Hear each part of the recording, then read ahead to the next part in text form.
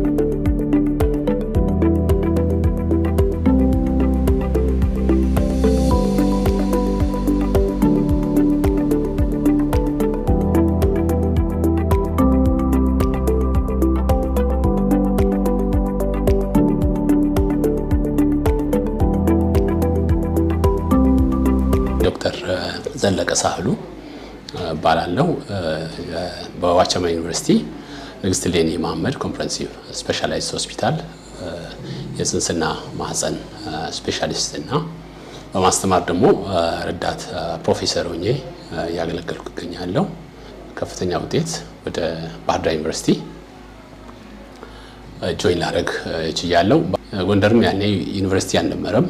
ያኔ በወቅቱ እንግዲህ ሆስፒታል ውስጥ የነበሩት ሐኪሞች ጥቂት ነበሩ፣ ሁለት ብቻ ነበሩ። እነ ዶክተር ውድነና እነ ዶክተር ወልዴ ናቸው። ያኔ በወቅቱ የነበረው የዞን ጤና መምሪያ ኃላፊ አቶ ዘይኔ ቦሴ አንድ ሰው ብቻ ነው እንግዲህ አዳር እዛው የሚያድረው። ኦፒዲዩም ወይም ተመላላሽ ሕክምና ቦታም አንድ ሰው ብቻ ነው ሲሸፍን የነበረው። አይደር ሪፈራል ሆስፒታል በኮንትራት ሄድኩ። ከወላይታ ሶዶ ዩኒቨርሲቲ ወላይታ ሶዶ ሆስፒታል የማህፀን መንሸራተት ችግር የነበረባቸው ሴቶች ኦፕሬሽን የሚያደርግ ካምፔን ዘመቻ ነበርና ደግሞ ያስተማረኝ ሆስፒታል ታስፈልገናል ብሎ ጥሪ ያቀረበልኝ አሁን ስንት ዓመት ይሆናል ማለት ነው? ወደ 10 ዓመት አካባቢ ይሆናል ማለት ነው። በልጅነቱት ወይም ደግሞ ተለቅ ብለውም ተማሪ ያሉ